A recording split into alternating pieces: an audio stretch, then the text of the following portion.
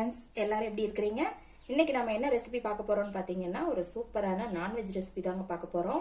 Fish fry எப்படி பண்ண போறோம்ங்கறத பார்க்க போறோம். இன்னைக்கு நம்ம அதுக்கு எடுத்திருக்க மீன் என்னன்னு பாத்தீங்கன்னா ஜிலேபி மீனுங்க. நம்ம முழு மீனை தான் எப்படி பொரிக்க போறோம்ங்கறத தான் பார்க்க போறோம்.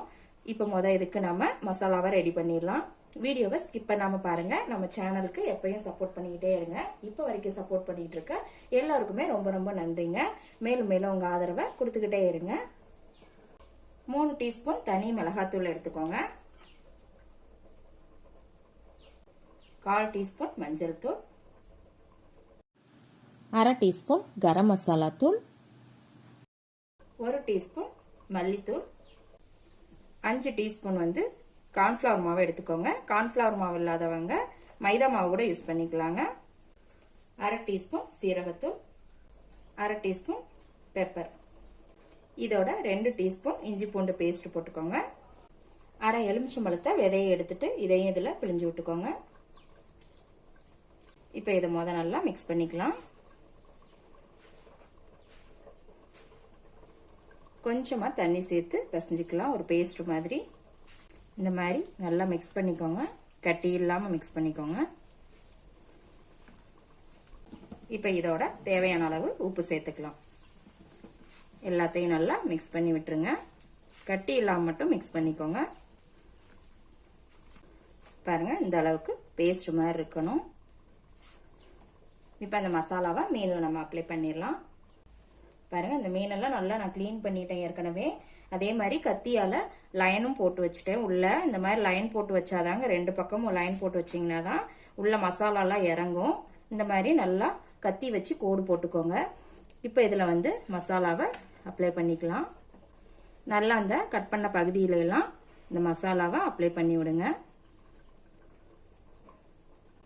2 பக்கமும் நல்லா அப்ளை பண்ணிக்கோங்க.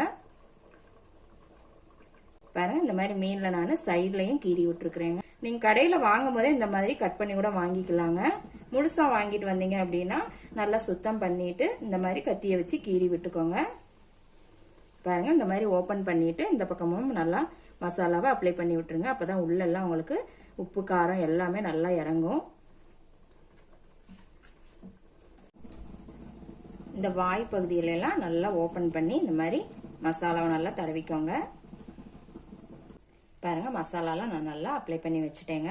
இது ஒரு 15 to 20 நிமிஷம் நல்லா ஊறட்டும். அதுக்கப்புறம் நம்ம பொரிச்சு எடுக்கலாம். பாருங்க, இப்போ ஒரு 15 to 20 நிமிஷம் பக்கமே ஆயிடுச்சுங்க. நல்லா ஊறிடுச்சு. இப்போ அடுத்து நாம ஃப்ரை பண்ணிடலாம். நான் இன்னைக்கு எண்ணெயில போட்டு ஃப்ரை பண்ண போறது இல்லைங்க. பேன்ல தான் போட்டு ஃப்ரை பண்ண போறேன். எண்ணெயில போட்டு ரொம்ப பொரிக்கும் போது ரொம்ப ஆயிலா இருக்கிற மாதிரி ஒரு ஃபீல் ஆகும். இது நம்ம பேன்லயே போட்டு பொரிச்சிடலாம். இல்லைன்னா தோசைக்கல் இருந்தா தோசைக்கல்ல போட்டும் கூட பொரிக்கலாம். இப்போ கேஸ்ல ஒரு பேன் வச்சிருக்கிறேங்க. ஆயில் விட்டுக்கலாம். ஆயில் இந்த அளவுக்கு விட்டுக்கோங்க. இந்த பேன் ஃபுல்லா கவர் ஆகுற மாதிரி விட்டுக்கோங்க. இப்போ லேசா இது சூடாகட்டும். இப்போ எண்ணெய் லேசா சூடாயிருச்சுங்க. இப்போ நம்ம ரெடி பண்ணி வச்சிருந்த மீன் அதில் போட்டுடலாம். கேஸை மீடியம் ஃப்ளேம்ல வச்சுக்கோங்க. இந்த மாதிரி அப்ளைடு கீரெல்லாம் எடுத்துக்கோங்க. அதை வச்சு கலட்டி போட்டுக்கோங்க.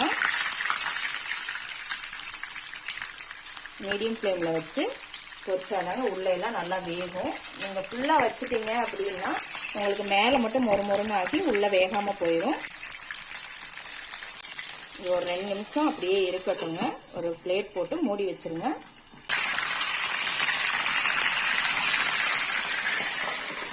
இந்த பக்கமும் பரட்டி விட்டு மூடி வச்சிருங்க. பாருங்க, ஒரு 2-3 டைம் நான் ஏற்கனவே பரட்டி போட்டேங்க. நல்லா சூப்பரா வெந்துட்டு இருக்குது. பாருங்க, இப்போ மீனெல்லாம் நல்லா வெந்துருச்சுங்க. எவ்வளவு சாஃப்டா இருக்குது பாருங்க.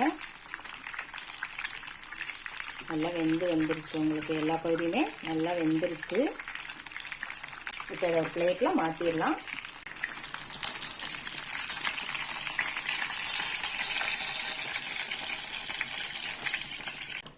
இதே மாதிரி நாம அடுத்த மீனையும் போட்டுடலாம். இந்த மாதிரியே நீங்க எல்லா மீனையும் பொரிச்சு எடுத்துக்கோங்க. நீங்க ஆயில்ல ஃப்ரை பண்றதை விட இந்த மாதிரி பேன்லயோ தோசைக்கல்லையோ போட்டு பண்ணீங்க அப்படின்னா ஹெல்த்தியாவும் இருக்குங்க. ரொம்ப ஆயிலும் இழுக்காம இருக்கும் உங்களுக்கு.